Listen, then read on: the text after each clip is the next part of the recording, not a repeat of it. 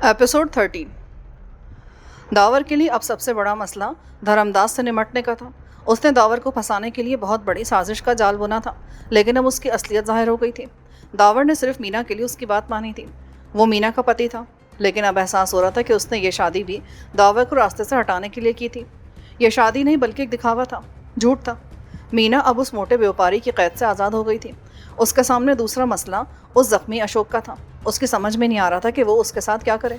अगर वो उसे छोड़ देता तो ये शख्स धर्मदास को जाकर सूरत हाल से आगाह कर सकता था, और अगर नहीं छोड़ता तो फिर क्या करे। बहुत देर सोचने के बाद उसने धर्मदास को काबू में करने की तरकीब सोची ली। ये काम मीना ही के ज़रिए हो सकता था। धर्मदास को उसी के ज़रिए दावर को काबू में करना था, और अब दावर ने उसी के ज़रिए खुद धर्मदास को काबू में करने का इरादा कर लिया था। उसने सोच लिया था कि वो उस जख्मी अशोक को अब्दुल के हवाले कर देगा, और जब धर्मदास का मामला फिट हो जाएगा तो वह अशोक को आज़ाद कर देगा। अब्दुल उसे फ़ोन नंबर दे गया था। वो फ़ोन के ज़रिए उससे रब्ता कायम कर सकता था, लेकिन मुसीबत यह थी कि उसे फ़ोन करने के लिए अब्दुल के फ्लैट से बाहर जाना होता। उस इमारत के नीचे कॉल ऑफिस था जहाँ फ़ोन की सहूलत थी। मीना, मैं कुछ देर के लिए बाहर जा रहा हूँ, उसने मीना को एक तरफ बुलाकर कहा। उसने अपनी आवाज़ नीची रखी थी ताकि अशोक उनकी बातें न सुन सके। मुझे एक ज़रूरी फ़ोन कॉल करना है। क्या तुम इतनी देर इस शख्स को संभाल सकती हो? क्यों नहीं, ये साला क्या चीज़ है, और ये तो वैसे भी घायल है। तुम जाओ, मैं इसे देखती रहूंगी। दावर फ्लैट से बाहर आ गया। रात अच्छी खासी हो चुकी थी। इसके बावजूद कॉल ऑफिस में 2-4 आदमी मौजूद थे जो अपनी अपनी बारी के इंतज़ार में खड़े थे। ये कॉल ऑफिस फ्लैट वाली इमारत के ठीक सामने था। यहाँ से बड़ी आसानी से उस इमारत के बैरूनी दरवाजे पर निगाह रखी जा सकती थी। 2 आदमियों के बाद दावर की बारी आ गई। उसने अब्दुल का नंबर डायल किया, लेकिन दूसरी तरफ से कोई रिसीवर नहीं उठा रहा था। हालांकि घंटी मुसलसल बज रही थी। दावर ने रिसीवर और अब्दुल दोनों को 2-4 गालियां दी और झंझलाया हुआ ऑफिस से बाहर आ गया। वो इसी तरह ज़ेरे लब बड़बड़ाता हुआ फ्लैट में दाखिल हुआ, और फ्लैट में आते ही जैसे उसके पैरों तले से ज़मीन निकल गई। मीना और वो ज़ख्मी दोनों गायब थे। हालांकि उसने कॉल ऑफिस से इमारत के बैरूनी दरवाजे को मुसलसल निगाह में रखा था, इसके बावजूद वो दोनों गायब हो चुके थे। अरे बाबा, अब अपन लोग के लड़कियों पर भी टैक्स देंगे। अब्दुल ने यह बात उस शख्स से कही जिसने ब्रीफकेस उसकी मेज पर रख दिया था। वो एक इनकम टैक्स इंस्पेक्टर था, और ना जाने कहाँ कहाँ से भटकता हुआ अब्दुल के इस दफ्तर की तरफ आन निकला था जो फोकटदास उसके हवाले करके गया था। तुम्हारा दफ्तर फिल कंपनी को एक्स्ट्रा लड़कियां सप्लाई किया करता है। तुम ये धंधा गुज़िश्ता 5 वर्षों से कर रहे हो। इस दौरान तुमने ना जाने कितनी लड़कियां सप्लाई कर दी होंगी। हर लड़की पर तुम्हें कमीशन भी मिलता होगा। इस लिहाज से तुम्हारा इनकम टैक्स अदा करना बनता है। अरे बाबा, ये सारा लफड़ा फोकटदास का है। अपन का इससे कोई ताल्लुक नहीं। अपन तो बस उसके नौकर की हैसियत से इधर बैठ गया है। मैं कुछ नहीं जानता। तुम अब तक के सारे हिसाब किताब दिखाओ। अपन भी किस चक्कर में फंस गया साला। अपन समझा था कि सीधा साधा धंधा होगा। अरे बाबा, माँ कसम, जब से अपन इस मनहूस दफ्तर में आकर बैठे लाए, एक लड़की लोग भी इधर नहीं फटका। वो फोकटदास तो अपन को फंसा कर चला गया। अब साला तुम खुद भी खाओ और उसकी भैंस को भी खिलाओ। तुम साला अभी उसकी माशूक को देखा नहीं है। एक बार देख लो ना तो इनकम टैक्स लेना भूल जाओगे। साला औरत है कि पहाड़, अपनी जगह से हिलता ही नहीं है। हम तो साला खुद इधर से भागने वाला था कि तुम अपना लफड़ा लेकर अपन के पास आ गया। देखो, मुझे अपना फ़र्ज अदा करना है। मुझे नहीं मालूम कि फोकटदास कौन है। मैं तो तुम्हें जानता हूँ, क्योंकि तुम उसके दफ्तर में बैठे हो। ठीक है बाबा, अपन अभी उस मोटा भैंस को तुम्हारे पास भेजता है। हो सकता है कि हिसाब उसी के पास हो। अब्दुल दफ्तर से उठकर दूसरे कमरे में आ गया, जहाँ फोकटदास की रखेल नैलनी एक बड़ी सी मसहरी पर किसी मस्त हथनी की तरह लेटी हुई थी। अब्दुल उसके कुर्ब से भी घबराता था। उसने अपनी पूरी ज़िंदगी में इससे मोटी औरत कोई नहीं देखी थी। उसकी समझ में नहीं आता था कि वो दुबला पतला फोकटदास इस मोटी औरत से इश्क किस तरह झाड़ रहा था। वो जब से यहाँ आया था, ये औरत उसके आसाब पर सवार हो गई थी। वो उसकी तरफ गहरी निगाहों से देखती और अब्दुल बौखला के रह जाता। उसने ये 2-3 दिन बड़ी मुश्किल से गुजारे थे। उसका ख्याल था कि फोकटदास के दफ्तर को संभालते ही दौलत की रेल पेल हो जाएगी, लेकिन इन 3 दिनों में उसे अपनी जेब से रकम खर्च करनी पड़ गई थी। इसके अलावा उसे नैलनी का भी ख्याल रखना पड़ता था, जो एक वक्त में इतना खा जाती थी जितना अब्दुल एक हफ्ते में खाया करता होगा। उसने आज ये समझ लिया था कि इस किस्म के धंधे उसके बस का रोग नहीं है। उसके लिए तो बस मारामारी ही ठीक थी। इसलिए वो आज सब कुछ छोड़ छाड़ कर भागने की फिक्र करा था कि ये इंस्पेक्टर आन टपका था। उसने सोच लिया था कि वो नैलनी को इस इंस्पेक्टर से भिड़ाकर भाग निकलेगा। हाय अब्दुल, तुम कुछ देर के लिए मेरे पास भी तो बैठा करो। क्यों नहीं? अब्दुल ने नैलनी की तरफ देखकर कहा। अपन तो तुम्हें छोड़ना ही नहीं चाहता। माँ कसम, दिल करता है कि आखा जिंदगानी तेरे पास रह जाऊं, परंतु वो साला कर्ज मांगने वाला पीछा नहीं छोड़ता। वो बोलता है कि अभी मेरे साथ चलो। कौन है वो? कौन साला तुमको ऐसा बोलता है? नैलनी तैश में आकर उठ बैठी। खुद देख लो जाकर, वो साला बाहर ही बैठेला है, अपने आप को इनकम टैक्स का इंस्पेक्टर बोलता है, बम मारता है साला। बोलता है या तो पैसे दो या फिर हिसाब किताब दिखाओ, अगर ऐसा नहीं करते तो साथ चलो। अभी अपन उसके साथ चला गया ना तो साला वापस नहीं आने देगा। उसकी तो ऐसी की तैसी, मैं भी जाकर उसको देखती हूँ, किधर है वो साला। ध्यान से बाबा, ध्यान से, जास्ती गर्मी मत खाने का, अपन जब तक इस कमरे में है तुम जाओ। नैलिनी किसी हथनी की तरह झूमती हुई उस कमरे से बाहर चली गई। उसके जाने के बाद अब्दुल ने लपक कर दरवाज़ा बंद किया। उसने उस कमरे की खुली हुई खिड़की के रास्ते भाग लेने का इरादा कर लिया था। सामान नाम की कोई चीज़ उसके पास नहीं थी। वो खाली हाथ यहाँ आया था और इसी तरह वापस जा रहा था। अभी वो खिड़की के पास पहुंचा ही था कि फ़ोन की घंटी बज उठी। फोकटदास का धंधा कैसा भी हो, लेकिन उसने अपने दफ्तर में दो दो फ़ोन लगवा रखे थे। उनमें से एक फ़ोन दफ्तर में था और दूसरा इस कमरे में। पहले तो उसका जी यही चाहा कि वो फ़ोन सुने बगैर खिड़की से बाहर छलांग लगा दे। फिर कुछ सोचकर उसने रिसीवर उठा ही लिया कि हो सकता है ये दावर का फ़ोन हो। दूसरी तरफ दावर ही था जो उसे बुरा भला कहे जा रहा था। अपन को क्या मालूम बॉस कि तुम्हारे साथ क्या लफड़ा हो गया है, अपन तो इधर से वैसे ही भाग रेला है। उस मोटी को अपन ने इनकम टैक्स इंस्पेक्टर के पास भेज दिया है और खुद खिड़की से जंप लगाने वाला था कि तुम्हारा फ़ोन आ गया। पर बात क्या है, तुम फौरन फ्लैट पर पहुंच जाओ, तुम्हारी ज़रूरत है। कोई माल वाल का चक्कर है बॉस? माल तो अपन लोग अब पूना जाकर ही हासिल करेंगे। पूना? पूना में क्या रखेला है? उधर भी साला बिल्कुल ठन ठन गोपाल है। वो रकम तुम भूल गए हो जो हम लोगों ने स्वामी जी के मंदिर में छुपाई थी। दावर ने एक पुराना हवाला दिया। अरे वो माँ कसम उस्ताद, अपन के मगज से निकल गया था। अपन अभी आता है, साला पूना में मजा आ जाएगा, अभी आता है उस्ताद। अब्दुल ने रिसीवर रख दिया। उसी वक्त दरवाजे पर दस्तक होने लगी। दस्तक के साथ साथ ऐसी आवाज़ें आ रही थी जैसे कोई जानवर फनकार रहा हो। अब्दुल को अंदाज़ा हो गया था कि वो इंस्पेक्टर और मोटी दोनों ने ही दरवाजे पर हमला कर दिया है। अब उसके पास वक्त खत्म हो गया है। उसने दस्तक की परवाह किए बगैर खुली हुई खिड़की से बाहर छलांग लगा दी। कुछ देर के बाद वो एक टैक्सी में बैठा फ्लैट की तरफ जा रहा था। दावर फ्लैट में ही मौजूद था। अब्दुल ने अपने ऊपर गुजरी हुई कहानी उसे सुनानी चाहिए, मगर दावर ने उसे टोक दिया। तुम्हारी बातें मैं बाद में सुनूंगा, पहले ये सुन लो कि इधर क्या ड्रामा हो चुका है। इतना कहकर उसने मीना से मुलाकात की पूरी दास्तान से लेकर अब तक की सारी बात बता दी। अरे बाप रे, ये साला धर्मदास तो बहुत चालू आदमी निकला उस्ताद। साला खुद ही धर्मदास और खुद ही रुस्तम। मुझे इस समय धर्मदास की चिंता नहीं है, मीना और उस घायल की फिक्र है। वो दोनों ना जाने कहाँ गायब हो गए। मैंने कल रात भी तुम्हें फ़ोन किया था लेकिन किसी ने रिसीवर नहीं उठाया। अपन साला उस वक्त छोकरी लोग का फ़ोटो देख रहा था इसलिए रिसीवर नहीं उठाया। पर असली बात तो यह है कि तुम्हारा पंछी लोग किधर उड़ गया। वो लोग तो साला जख्मी भी था, फिर किधर चला गया? और उस मीना को क्या हुआ? क्या साला लोग बिल्डिंग से बाहर कैसे गया? यही तो समझ नहीं आ रहा। तुम अपन की एक बात मान लो बॉस। बोलो, क्या कहना चाहते हो? देखो बॉस, अपन जानता है कि तुम इस समय गुस्से में भूत हो रहे हो, लेकिन जब जेब में पैसा होना तो आदमी को गुस्सा नहीं आता। इस समय तुम्हारे पास पैसा नहीं है, अपन साला भी एकदम कड़क है, इसलिए मेरी मानो तो मीना और उस आदमी को गोली मारो और दोनों पूना चलते हैं उस साले करमचंद के पास और उस मंदिर से अपना दौलत लेने का वास्ते। अपन को बहुत अच्छी तरह याद है, उधर अपन का पूरा 5 लाख रुपया दबा हुआ है। ये 5 लाख बहुत होता उस्ताद, पूरा 1 साल तक हम लोग ऐश ही ऐश करेंगे। तुम्हारा क्या विचार है कि मीना और धर्मदास का मामला यूं ही छोड़कर मैं पूना चल दूं?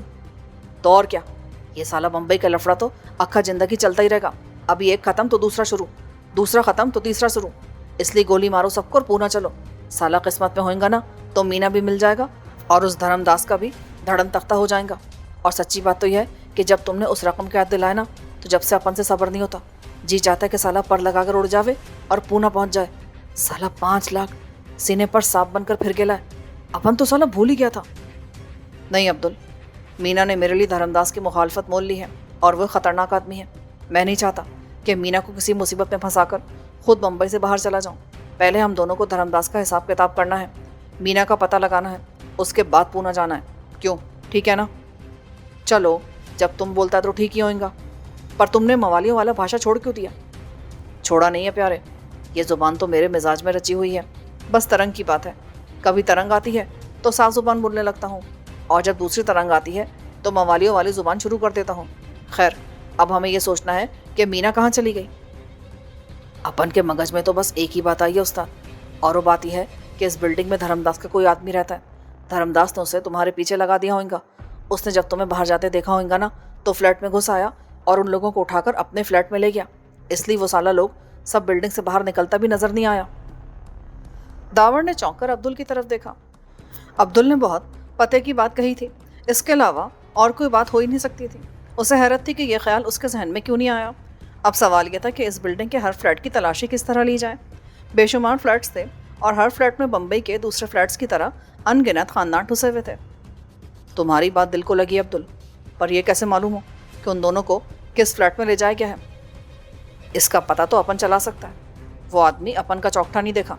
तुम इधर ही बैठो, अपन उस फ्लैट का पता चला कर आता है।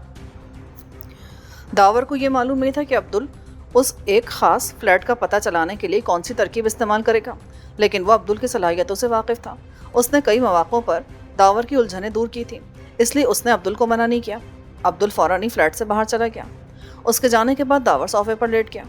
उस वक्त उसके जहन में मीना की बाजियाबी के अलावा और कोई बात नहीं थी। मीना का मसला हल हो जाने के बाद वो धर्मदास की तरफ ध्यान देता।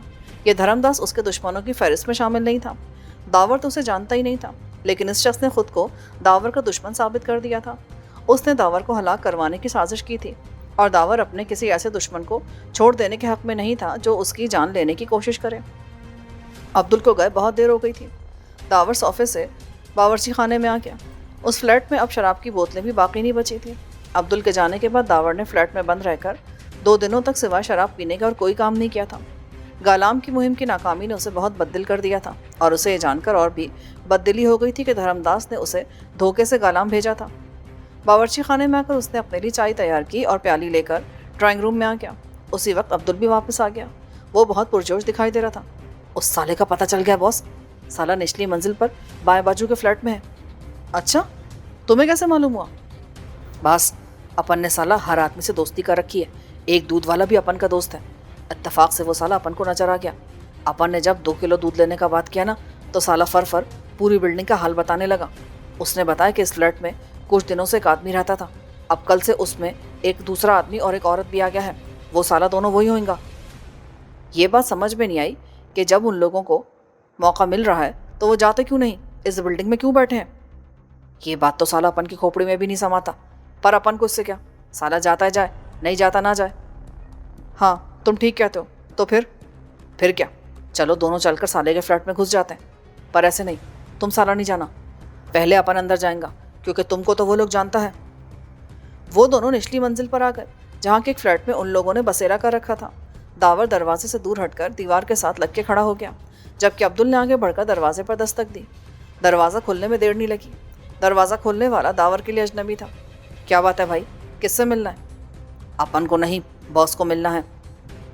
अब्दुल ने दावर की तरफ इशारा किया। उस आदमी ने गर्दन घुमाकर दावर की तरफ देखा और उसी वक्त अब्दुल ने उस पर हमला कर दिया। उसकी एक ही ज़रब उस आदमी के लिए काफ़ी साबित हुई। वो लहराता हुआ दरवाजे के पास ही ढेर हो गया। दावर भी लपक कर अब्दुल के पास आ गया था। उस वक्त उस मंजिल पर और कोई दिखाई नहीं दे रहा था। अब तुम अंदर आ जाओ बॉस, अपन जब तक इसको संभालता है। अब्दुल ने सब कुछ इतनी अफरा तफरी में किया था कि खुद दावर को भी सोचने समझने का मौका नहीं मिल सका था। उसने एक नज़र अब्दुल और उस बेहोश आदमी पर डाली और जल्दी से फ्लैट में दाखिल हो गया। ड्राइंग रूम में 2 आदमी बैठे थे। उनमें से एक जख्मी था जिसके सर पर पट्टी बंधी हुई थी, और उसके पास ही एक दूसरा आदमी भी था जो उस जख्मी को कोई किताब पढ़कर सुना रहा था। उन दोनों से कुछ फासले पर एक औरत खड़ी थी, और ये लोग कोई और थे। वो औरत मीना नहीं थी और यह आदमी अशोक नहीं था। दावर को इस तरह कमरे में घुसते देखकर वो सब बौखलाकर खड़े हो गए। दावर ने भी पिस्तौल अपने हाथ में ले लिया था। इस वजह से उन लोगों पर और भी दहशत तारी हो गई थी। दावर के लिए यह पहला मौका था कि उसने अब्दुल के कहने में आकर इस तरह की हिमाकत की थी।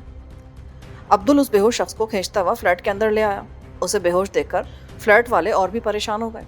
वो सब दावर के पिस्तौल की परवाह किए बगैर उस आदमी की तरफ झपट पड़े। औरत तो बाकायदा रोने लगी। अपन का मगज फिर गया उस्ताद, इधर एक क्या लफड़ा शुरू हो गया? तुम बेवकूफ़ और गधे हो, ये कोई और लोग हैं। तो अपन को क्या मालूम था बॉस, अपन को तो वो दूध वाला। खामोश रहो, तुमने अपनी बेवकूफ़ी से मुझे भी परेशान कर दिया है। लाना तो तुम पर। क्या बताऊं बॉस, सालों उस मोटा औरत ने अपन का भी मगज पिलपिला कर दिया है। ये सब उसी का दोष है। अच्छा, अब चलो यहाँ से। दावर उन लोगों की तरफ मुड़ा। हमें माफ़ कर देना भाई, हम किसी और के धोखे में इधर आ गए थे। ये आदमी थोड़ी देर के लिए बेहोश हुआ है, अभी होश में आ जाएगा। वो दोनों उन लोगों को हैरान छोड़कर जल्दी से बाहर आ गए। दावर गुस्से से तपा हुआ था। उसका दिल चाह रहा था कि अब्दुल को वहीं पर मारना शुरू कर दे। इसीलिए तो बोलता है बॉस कि लानत भेजो सब पर। अब्दुल ने फ्लैट में आने के बाद कहा, अपन तो अब अपना चौकठा दिखाने के काबिल नहीं रहा। ये सब फ्लैट वाला अपन को पहचानता है। वो भी साला सोचता होगा कि अपन साला डाकू बन गया है। अब इधर से कुछ दिनों के लिए कल्टी होने का है क्या? ठीक है, अब यही करना होगा। चलो पूना चलने की तैयारी करो, दावर ने कहा। वो दोनों बस के जरिए पूना आए थे। उन दोनों के हाथों में बड़े बड़े सफरी बैग थे और अपने लिबास से दोनों ही ऐसे लाओबाली सयाहों की तरह लग रहे थे जो महज तफरी की गर्ज से पूना आए हों। बस में उन दोनों ने दूसरे से कोई बात नहीं की। ये भी उनके मंसूबे का एक हिस्सा था। उनका प्रोग्राम ये था कि बस स्टॉप से उतरकर वो दोनों पैदल ही कृष्णा होटल की तरफ चल देंगे। ये होटल उन दोनों का जाना पहचाना था और बस स्टॉप से ज़्यादा दूर भी नहीं था। वो दोनों इस वक्त एक दूसरे के आगे पीछे कृष्णा होटल की तरफ जा रहे थे। ये शहर 1 साल के अरसे में वैसा ही था। कोई ख़ास तब्दीली नहीं आई थी। उनकी तरफ भी अभी तक किसी ने ध्यान नहीं दिया था। हर शख्स को अपनी अपनी पड़ी हुई थी। पूना भी बम्बई की तरह एक कारोबारी शहर था। यहाँ हिंदू, मुस्लिम, ईसाई सभी रहा करते थे और हिंदुस्तान के हर शहर की तरह इस शहर में भी मुख्तलिफ कौमियतों के इलाके बटे हुए थे, लेकिन मजमूई तौर पर वो सब एक दूसरे से घुल मिलकर रहा करते थे। होटल की तरफ जाते हुए उन्होंने दीवारों, खंभों और दरख्तों पर चिपका बहुत से पोस्टर देखे। उनसे ये पता चल रहा था कि इस शहर में मेयर के इंतखाबात होने वाले थे और 2 आदमियों के पोस्टर वाज़े दिखाई दे रहे थे। उनमें एक लल्लू राम था और दूसरा सरारी दास। सरारी दास के पोस्टर जगह जगह लगे हुए थे। इससे ये बात जाहिर हो रही थी कि इस शख्स के पास अपने मुखालिफ से कहीं ज़्यादा रकम थी और वो दिल खोलकर खर्च कर रहा था। इसके अलावा शहर के मुक़्तदिर लोगों की हिमायत भी उसे हासिल थी। दावर यहाँ के एक मुक़्तदिर शख्स से अच्छी तरह वाकिफ़ था और वो था करमचंद, पूना की ज़ेर ज़मीन दुनिया का बादशाह। उसने चारों तरफ अपने हाथ पांव फैला रखे थे। उसके पास बेपनाह वसाइल और बेपनाह दौलत थी। उसकी तंजीम बहुत ख़तरनाक थी। शहर भर के खूंखार लोग उसकी तंजीम में शामिल थे। दावर से बराह रास्त उसकी मुठभेड़ तो नहीं हुई थी, लेकिन पिछली मुहिम में करमचंद के आदमियों से उसकी मुठभेड़ ज़रूर हो गई थी। दावर और अब्दुल ने पूना में 5 लाख रुपए हासिल किए थे। ये रकम हीरोइन के एक स्मगलर से हासिल की गई थी, लेकिन उस रकम के हाथ आते ही जैसे पूरा शहर उन दोनों के पीछे पड़ गया था। उन्होंने इस रकम को पूना से निकाल कर ले जाने की हर मुमकिन कोशिश की, लेकिन इसमें कामयाब न हो सके। करमचंद के आदमियों के अलावा मकामी पुलिस भी उन दोनों के पीछे पड़ गई थी। मजबूरन दावर को वो रकम एक मोमी कागज़ में लपेट कर और एक छोटे से ब्रीफकेस में बंद करके स्वामी जी के मंदिर में छुपानी पड़ गई थी। ये मंदिर इबादत गाह भी थी और तफरी गाह भी। इसके चारों तरफ बहुत वसी और इस पार्क था जिसमें बेशुमार किस्म के फूल पौधे लगे थे और दरमियान में एक तालाब भी था जिसका पानी गदला हो चुका था। दावर ने ब्रीफकेस को उस तालाब के पानी के नीचे छुपा दिया था। ये एक ऐसी जगह थी जहाँ किसी की नज़र नहीं जा सकती थी। उस ब्रीफकेस को यहाँ तक छुपाने के मरहले भी बहुत दुश्वार साबित हुए थे। गोलियाँ चली थी, एक आदमी मारा गया था। तब कहीं जाकर ये दोनों उस रकम को यहाँ तक लाने में कामयाब हो पाए थे। फिर उस ब्रीफकेस को यहाँ छुपाकर वो दोनों बम्बई वापस चले गए थे। रास्ते में उनकी तलाशी भी ली गई थी, लेकिन उनके पास से कुछ भी बरामद नहीं हो सका था और अब वो दोनों एक अरसे के बाद पूना वापस आए थे। बम्बई के हंगामों में दावर के जहन से उस रकम का ख्याल ही उतर गया था। वो भूल ही गया था कि उसने 5 लाख रुपए स्वामी जी के मंदिर में छुपा के रख दिए हैं। लेकिन जब अशोक ने उसे बताया कि उसका ताल्लुक पूना से है, तो पूना के जिक्र पर दावर को उस रकम का ख्याल आ गया था। दावर रास्ते भर उलझन का शिकार रहा था। वो मीना की तरफ से परेशान था कि उसकी ज़िंदगी का पहला मौका था कि वो किसी काम को इस तरह अधूरा छोड़कर कहीं और जा रहा था, और ये मसला भी मीना का था, जिसने एक ज़माने में उसका बहुत साथ दिया था। सफ़र के दौरान भी वो इसी ख़रिश में मुब्तला रहा था, लेकिन पूना पहुंचने के बाद उसने अपने जहन से सब कुछ झटक दिया। अब उसके सामने एक नई मंजिल थी, एक नई मुहिम थी, और वो अच्छी तरह जानता था कि अगर आदमी के जहन पर बोझ हो तो वो एक मक्खी को भी अपने जिस्म पर से नहीं उड़ा सकता। उसे सब कुछ भूलकर पूना में अपनी कार्रवाई करनी थी, और उसे करना ही क्या था। दिन भर होटल में क़याम और रात के वक्त अब्दुल के साथ जाकर उस तालाब से रकम निकाल कर लाना। उसके बाद रात ही की किसी बस से बम्बई को वापस रवानगी। उन दोनों का मंसूबा यह था कि दोनों इस तरह एक दूसरे के आगे पीछे चलते हुए कृष्णा होटल तक पहुंचेंगे, जहां से अब्दुल आगे चला जाएगा, जबकि दावर को होटल में रहना था। रात के वक्त अब्दुल को दावर के पास आना था, फिर दोनों को मंदिर की तरफ रवाना होना था। मंदिर पहुंचकर वो दोनों फिर एक दूसरे से अलग हो जाते। दावर ने अब्दुल को तालाब के पास एक फव्वारे का पता दे दिया था। अब्दुल को उसी फव्वारे के पास पहुंचना था। यह एहतियात इसलिए की जा रही थी कि इस शहर में भी दावर के दुश्मनों की तादाद कम नहीं थी। ना जाने कितने लोग उसे पहचानते होंगे। मुमकिन था कि करमचंद के आदमी उसकी ताक में हों। पुलिस अभी तक उसे तलाश करी हो। इसके अलावा उस स्मगलर के साथी भी इस रकम के चक्कर में होंगे जिससे दावर ने यह रकम छीनी थी, और दावर किसी किस्म की बद एहतियाती का मुजाहरा नहीं करना चाहता था। उसे यकीन था कि जिस्मानी ताकत और महारत के साथ साथ आदमी अगर अपने जहन को भी इस्तेमाल कर ले तो कामयाबी के इम्कानात बहुत ज़्यादा रोशन हो जाते हैं। कृष्णा होटल आ गया था। अब्दुल उसकी तरफ देखे बगैर आगे बढ़ता चला गया, जबकि दावर उस होटल में दाखिल हो गया। यह सुर्ख ईंटों से बनाई हुई एक 2 मंजिला इमारत थी, जिसके कमरे सस्ते और घुटे हुए थे। दावर काउंटर के पास आया। उसने अपना नाम बलराम लिखवाया था। काउंटर वाले ने ऊपरी मंजिल के कमरे की चाबी उसके हवाले कर दी। वो बैग उठा उस कमरे में आ गया। वो कमरा दूसरी मंजिल पर था। रात का खाना दावर ने अपने कमरे में ही मंगवा कर खाया था। उसने चूंकि खुद को हिंदू जाहिर किया था, इसीलिए भी खाने में उसे सब्जियां और दाल फराहम की गई थी। खाने के बाद वो खिड़की के पास आकर खड़ा हो गया। उसे अब्दुल का इंतजार था। वो किसी भी लम्हे आ सकता था। खिड़की से नीचे सड़क पर गाड़ियां आ जा रही थीं। लोग अपने अपने घरों की तरफ जा रहे थे, अपने कारोबार में मसरूफ थे। उन लोगों को क्या मालूम कि कृष्णा होटल के कमरे की खिड़की में एक ऐसा आदमी खड़ा है जो इस शहर में एक हंगामा करने आया है। उसी वक्त दरवाजे पर दस्तक हुई और खुले हुए दरवाजे से अब्दुल मुस्कुराहट होठों पर सजाए अंदर आ गया। अपन का नाम तुलसीदास है उस्ताद। बोलो कैसा नाम है? बहुत अच्छा। और मैं बलराम हूँ। चलो अब मंदिर की तरफ चलते हैं। 1 2 3। अब्दुल ने आवाज़ लगाई और यके बाद दिगरे 3 गोलियां चला दी। ये तीनों गोलियां निशाने पर लगी थीं। उसके करीब खड़े हुए लोग उसके निशाने को देखकर हैरान हुए जा रहे थे। अब्दुल की चलाई हुई तीनों गोलियां सामने खड़े हुए मोमी मुजस्सिमों की ऐन पेशानी पर पड़ी थीं। अब्दुल ने मुस्कुराते हुए स्टॉल वाले को उसका पिस्तौल वापस किया और जीती हुई रकम जेब में डालकर उस स्टॉल से बाहर आ गया। वो और दावर स्वामी जी के मंदिर पहुंचकर बहुत हैरान हुए थे। उन्हें मालूम नहीं था कि रामलीला की खुशी में उस मंदिर में एक शानदार मेला लगाया गया है। मेले में बहुत रौनक थी। पार्क का गेट रंग बिरंगी रोशनियों से जगमगा रहा था। अंदर बहुत से स्टॉल बने हुए थे। ये दोनों कुछ देर तक गेट के बाहर खामोशी से खड़े रहे। उस मेले ने उनके काम को मुश्किल बना दिया था। मेले में हज़ारों अफराद शरीक थे और उनकी मौजूदगी में किसी का तालाब में उतरकर ब्रीफकेस निकालना बहुत दुश्वार था। अब क्या करना है बॉस? यहाँ तो मेला लगा हुआ है। वही करना है जो हम लोगों ने सोच रखा है। अपनी घड़ी मिला लो। इस वक्त 9 बजे हैं। ठीक 10 बजे तुम उस फवारे के पास पहुँच जाना जिसके बारे में मैंने तुम्हें बताया है, और ये बैग मैं अपने साथ लिए जा रहा हूँ। इस तरह वो दोनों पार्क में दाखिल होकर एक दूसरे से अलग हो गए थे। अब्दुल वक्त गुजारने के लिए मुख्तलिफ स्टॉलों पर खेल कूद में हिस्सा लेता हुआ धीरे धीरे फवारे की तरफ बढ़ता रहा, जबकि दावर ने अब्दुल की मुखालिफ सिमत में अपना सफ़र शुरू किया था। उसे अब्दुल की तरह किसी स्टॉल में अपने निशानेबाजी दिखाने का मौका नहीं मिल सका था, क्योंकि वो अभी कुछ ही दूर चला था कि एक लंबा चौड़ा आदमी दोनों बाहें फैलाकर उसके सामने आ गया।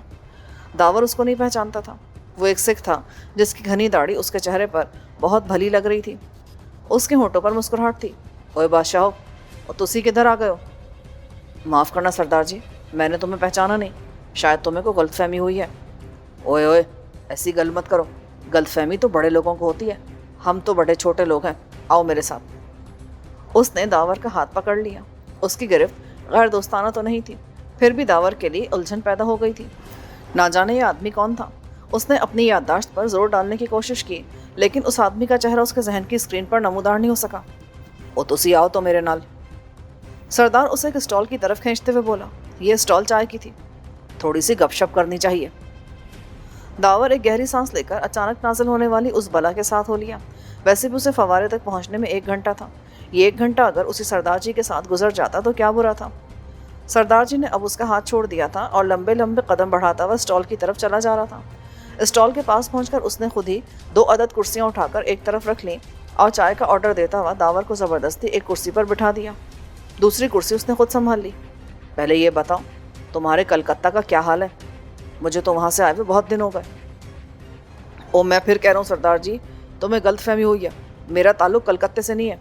और छड्डो यार, मेरे को बेवकूफ़ ना बनाओ। तुमने पहले भी एक बार यही हरकत की थी। दावर ने झल्लाकर अपने होठों को भींच लिया।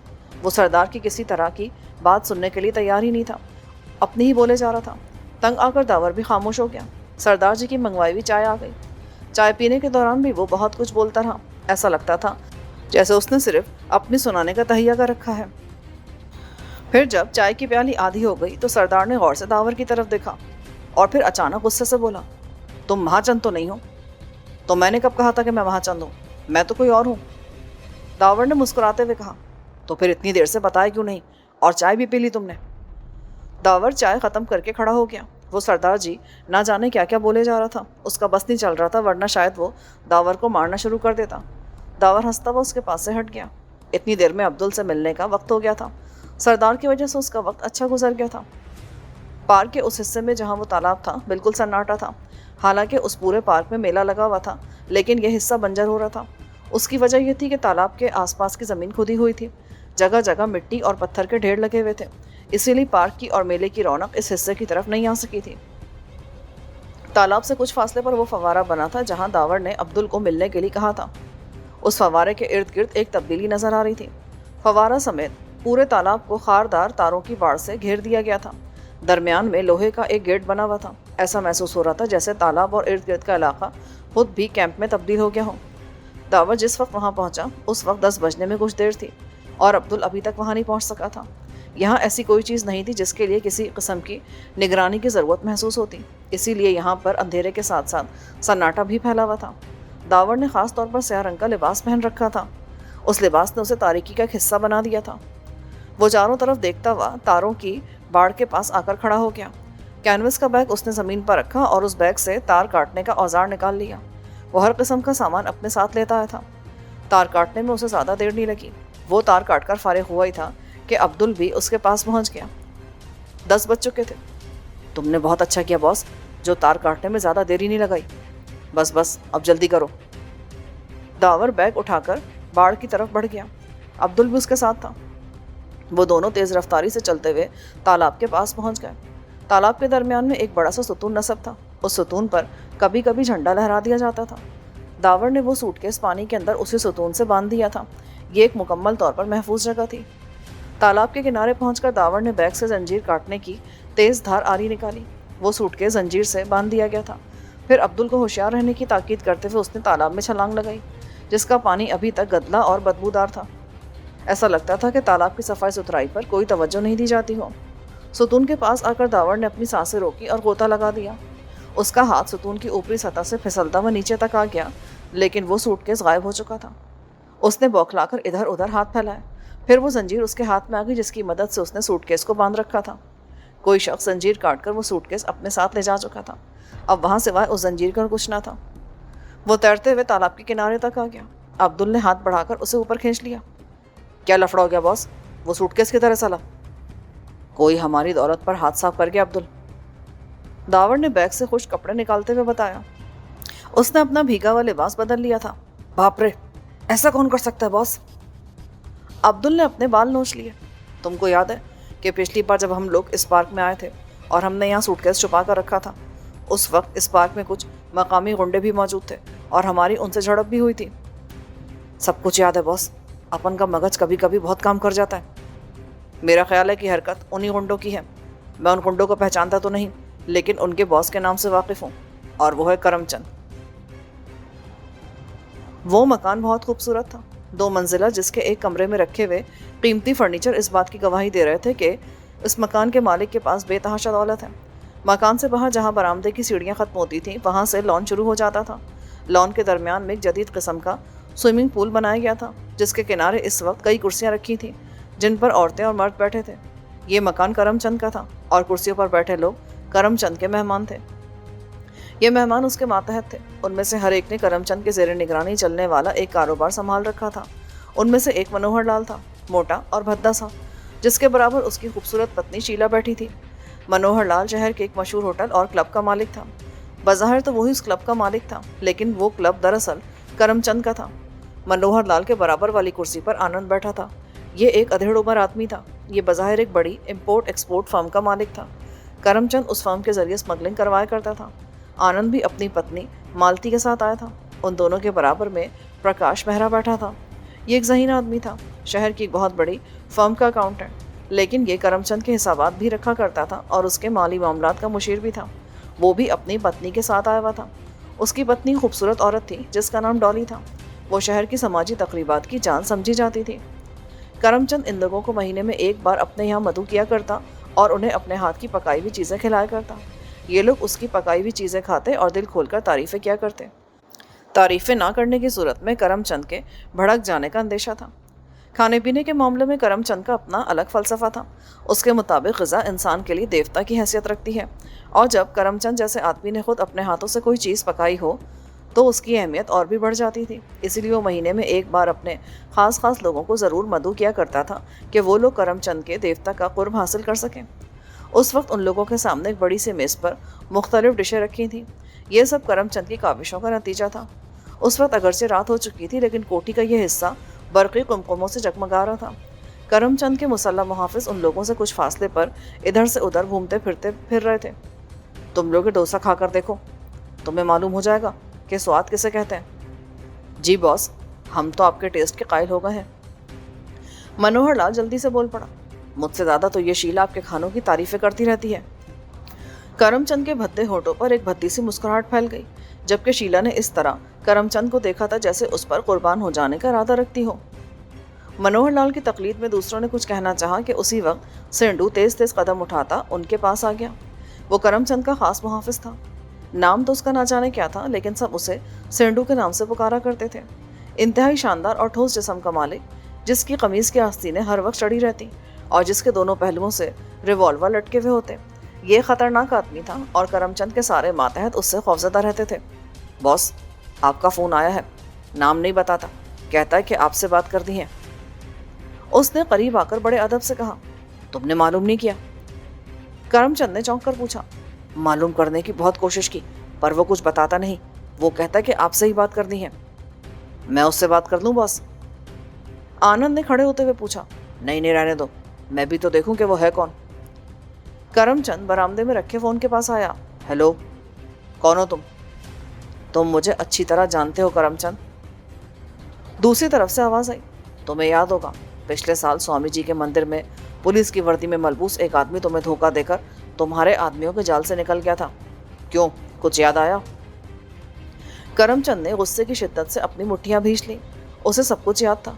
वो उस रात के वाक़यात भुला नहीं सका था। उस रात पुलिस की वर्दी में मलबूस इस जलील आदमी ने उसका एक कीमती आदमी हलाक कर दिया था और वो करमचंद के बेशुमार आदमियों के दायरे से साफ बच के निकल गया था। मैं तुम्हें पहचान गया हूँ और मैं तुमसे फिर मिलना चाहता हूँ, करमचंद ने फनकार कर कहा। अगर तुमने मेरी रकम वापस नहीं की तो बहुत जल्द मुलाकात भी हो जाएगी। कौन सी रकम जलील आदमी? मैंने तुम्हारी गाली सुन ली है करमचंद, और याद रखना, मैं इसका हिसाब ले सकता हूँ, लेकिन इस समय सिर्फ अपनी रकम लेने के लिए तुम्हें फ़ोन किया है। तुम्हारी कोई रकम मेरे पास नहीं है। वही रकम जो मैंने स्वामी के मंदिर में छुपाई थी, तुम वो रकम मुझे वापस करते हो या मैं तुम्हारा जीना हराम कर दूँ। मेरे पास कोई रकम नहीं है, और अगर मैंने तुम्हें कुछ दिया भी तो वो तुम्हारी मौत होगी। चीखने की ज़रूरत नहीं करमचंद, तुम फैसला करने से पहले एक बार बंसीलाल से बात कर लो। उससे पूछो कि दावर की रकम वापस की जाएगी या नहीं। बंसीलाल ज़ेर ज़मीन दुनिया का एक मुस्तनद और मोतबर आदमी था। किसी ज़माने में उसकी दहशत पूना और बम्बई में फैली हुई थी, लेकिन गुज़िश्ता चंद बरसों से वो गायब हो गया था। वो दावर को बहुत अच्छी तरह जानता था। वो जानता था कि दावर किस बला का नाम है। उसका क़याम आजकल पूना में ही था। दावर ने बस यूं ही उसका हवाला दिया था। कौन बंसीलाल? मैं किसी बंसीलाल को नहीं जानता। वही बंसीलाल जिसे तुम लोग बूढ़ा शेर कहते हो। उससे सिर्फ ये मालूम कर लो कि दावर के 5 लाख रुपए वापस किए जाएं या नहीं। मैं तुम्हें फिर कॉल करूँगा। मेरा ख्याल है कि उस समय तक तुम कोई फैसला कर चुके होगे। करमचंद ने झल्लाकर रिसीवर पटक दिया। उसके पूरे बदन में आग भर गई थी। इस शहर में पहला मौका था कि कोई इस अंदाज से उससे मुखातिब हुआ था। उसका मन कर रहा था कि वो उस शख्स के टुकड़े करके रख दे जिसने अपना नाम दावर बताया था, लेकिन मुसीबत यह थी कि फ़ोन के ज़रिए कोई कार्रवाई नहीं की जा सकती थी। उसने सोचा कि वो बंसीलाल को फ़ोन करके उससे दावर के बारे में मालूम करे। वैसे तो वो खुद भी इस शख्स का जियालापन देख चुका था, लेकिन हो सकता था कि बंसीलाल उसे कुछ और बता सके। करमचंद के लिए सबसे बड़ी उलझन ये थी कि उसने दावर की रकम नहीं ली थी। ये और बात थी कि उसके आदमी वो रकम तलाश करते रहे थे, लेकिन वो रकम उनके हाथ नहीं लग सकी थी, और अब ये शख्स उस रकम को वापस लेने के लिए उसे धमकियाँ दे रहा था, और वो भी उसके अपने शहर में, जहाँ हर तरफ उसकी हैबत छाई हुई थी। कुछ सोचकर उसने रिसीवर फिर उठाया। इस बार वो अपने ख़ास आदमी को फ़ोन कर रहा था। उस आदमी का नाम गिरधारी था। ये 2 भाई थे, गिरधारी और नव्वारी। ये दोनों ही करमचंद के ख़ास आदमियों में शुमार किए जाते थे। पिछले साल स्वामी जी के मंदिर में दावर ने नव्वारी को हलाक कर दिया था। उस वक्त से गिरधारी दावर से इंतकाम लेने के लिए बेचैन हो रहा था। उसने कसम खा रखी थी कि वो अपने भाई के कातिल को जिंदा नहीं छोड़ेगा। हेलो गिरधारी, मैं करमचंद बोल रहा हूँ। यस बॉस, क्या हुक्म है? क्या तुम्हें अपने भाई के हत्यारे से कोई दिलचस्पी है? क्यों नहीं बॉस, वो इस समय भी मिल जाए ना तो मैं उसके टुकड़े कर दूँ। तो फिर सुन लो कि वो आजकल पूना आया हुआ है। तुम उसे तलाश कर सकते हो तो कर लो। मैं इसी समय पूरे शहर में अपने आदमी फैला देता हूँ, वो बचकर नहीं जा सकेगा। गिरधारी से गुफ्तगू ख़त्म करने के बाद भी करमचंद कुछ देर तक फ़ोन के पास ही बैठा रहा। वो एक ऐसी तंजीम का हुक्मरान था जिसने पूना पर अपनी हुकूमत कायम कर रखी थी। यहाँ के लोग उसके तेवर की तरफ देखते रहते थे और उसकी हुक्मरानी को उस शख्स ने चैलेंज कर दिया था। उसने जिस लहजे में करमचंद से बात की थी, वो लहजा करमचंद के लिए बिल्कुल अजनबी था।